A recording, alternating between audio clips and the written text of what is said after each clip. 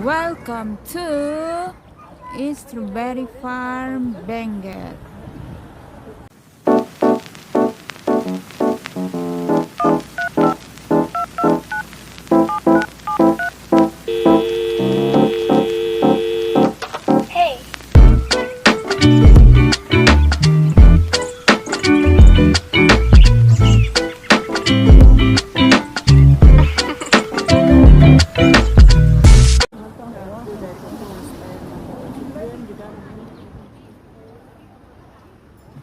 Ayan ang strawberry farm ng Benguet. Ayaw namin pumasok kasi wala pa siyang bunga.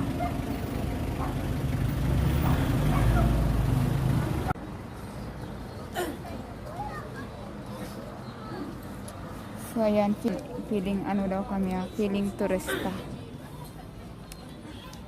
Strawberries niyo mama, yung So ayan, maraming mga pasalubong dito. From doon sa umpisa hanggang doon sa dulo. bakla buo-buo. Bakla buo-buo. Toing. Bakla buo-buo. Hindi.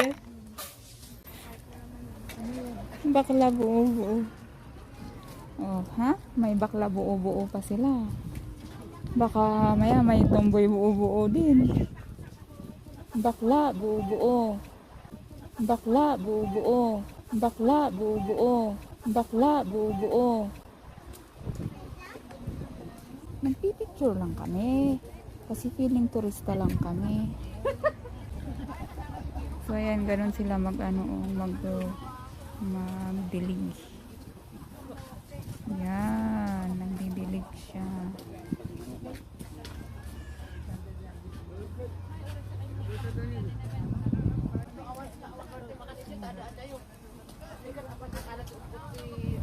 Ayan, may papicturan pala dito, oh.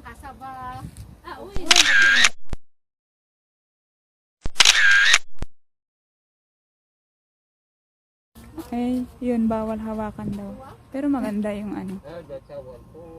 Ayan. Makmakan.